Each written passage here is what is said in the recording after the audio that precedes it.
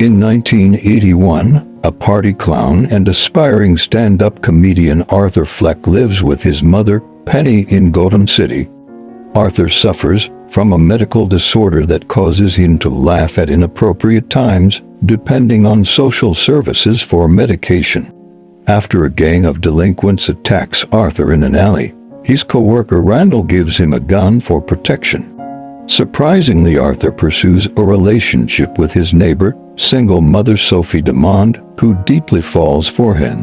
One day, entertaining at a children's hospital, Arthur's gun falls out of his pocket. Randall lies that Arthur bought the gun himself, and Arthur is fired. On the subway, still in his clown makeup, Arthur is beaten by 3 drunken Wayne Enterprises businessmen. He shoots 2 in self-defense and wounds the 3rd before pursuing him off the train and executing him on the stairs. The killings are condemned by billionaire mayoral candidate Thomas Wayne, who calls those envious of more successful people clowns. Demonstrations against Gotham's rich begin, with protesters donning clown masks in Arthur's image. Funding cuts shutter the social service program, leaving Arthur without his medication. Sophie attends Arthur's stand-up routine, which goes poorly. He laughs uncontrollably and has difficulty delivering his jokes. Arthur's idol, popular talk show host Murray Franklin, mocks Arthur by showing clips from the comedy routine on his show. Arthur intercepts a letter written by Penny to Thomas, alleging that he is Thomas's illegitimate son, and berates his mother for hiding the truth. Arthur goes to Wayne Manor, where he meets Thomas's young son Bruce, but flees after a scuffle with the family butler Alfred Pennyworth.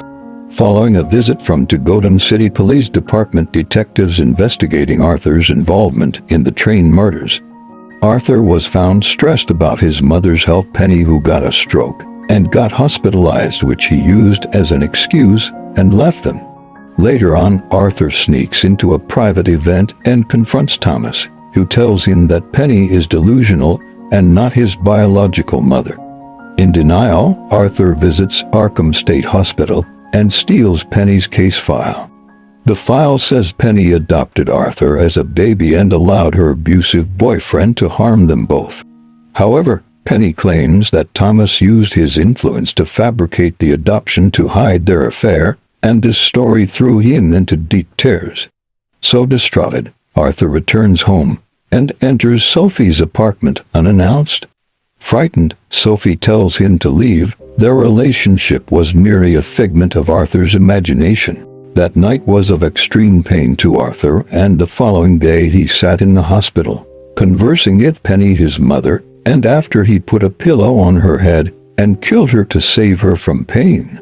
Arthur is invited to appear on Murray's show due to the unexpected popularity of his comedy routines clips. As he prepares, Arthur is visited by ex-colleagues Randall and Gary. Arthur murders Randall but spares Gary for treating him well in the past. Later on, en route to the studio, Arthur is pursued by the 2 detectives onto a train filled with clown protesters. One detective accidentally shoots a protester and incites a riot, allowing Arthur to escape. Before the show goes live, Arthur requests that Murray introduce him as Joker, a reference to Murray's previous mockery. Arthur walks out to applause but starts telling morbid jokes, confesses to the train murders, rants about how society abandons the downtrodden and mentally ill, and berates Murray for mocking him on the previous segment. When Murray criticizes him and threatens to call the police, Arthur shoots him twice on live TV, killing him. He is arrested for murder as riots break out across Gotham. One of the rioters corners the Wayne family in an alley and murders Thomas and his wife, Martha, sparing Bruce. Rioters in an ambulance crash into the police car carrying Arthur, freeing him. He stands atop the car, dances to the cheers of the crowd, and smears blood on his face in the form of a smile. At Arkham, Arthur laughs to himself about a joke and tells his psychiatrist she would not understand it. He runs from orderlies, leaving behind a trail of blooded footprints. Follow us for more.